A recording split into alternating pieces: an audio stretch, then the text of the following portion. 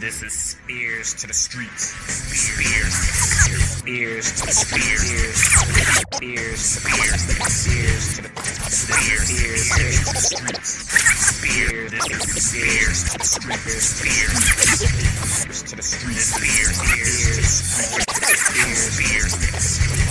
streets. This to the streets, to the streets, to the spEarz to the streets. This is spEarz to the streets.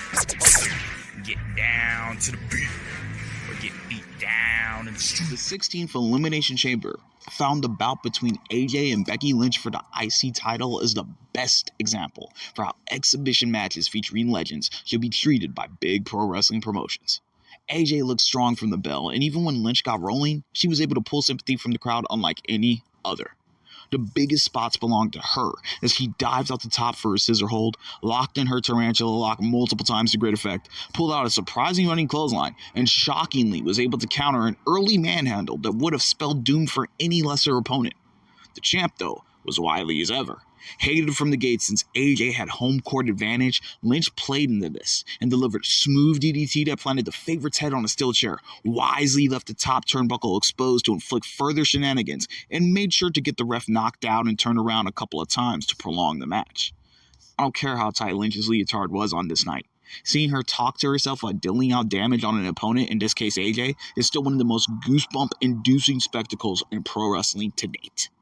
Just as that is fact, the only real botch throughout this title bout was the ref making a move to try and fix the top turnbuckle padding when she saw it was exposed. I've never seen a ref go to the lengths that she did over here in my life, and I've been into pro wrestling since the early 2000s. That was one of the stupidest catalysts I've ever seen featured to push a story in the squared circle along. Despite that slip-up, the IC bout ended with AJ, color running from her bottom lip in awe, locking in that tarantula hold, scoring her a surprise win over Lynch, with Lynch left tapping to the hold for the second time in this year's Elimination Chamber. I've seen, live and televised, the likes of Trish Stratus come up short in comeback title matches. The same could be said for Nikki Bella. Maybe the reason why things ended up different on this night for AJ is because she doesn't have that HOF ring.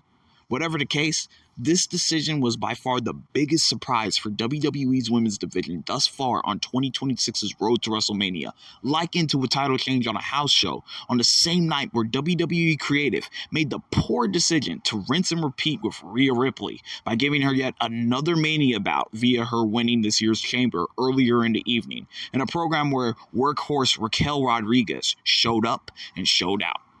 When WWE surprises its audience, such moments are always memorable and welcome.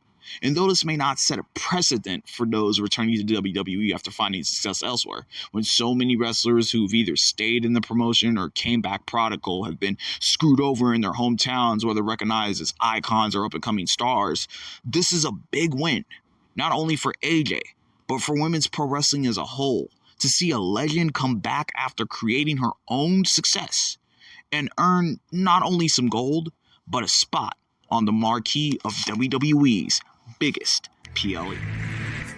This is spEarz to the streets. spEarz to the streets. spEarz to the streets. spEarz to the streets. spEarz to the streets. spEarz to the streets. This is to the streets, to the streets, to the spEarz to the streets. This is spEarz to the streets. Get down to the beat, or get beat down in the street.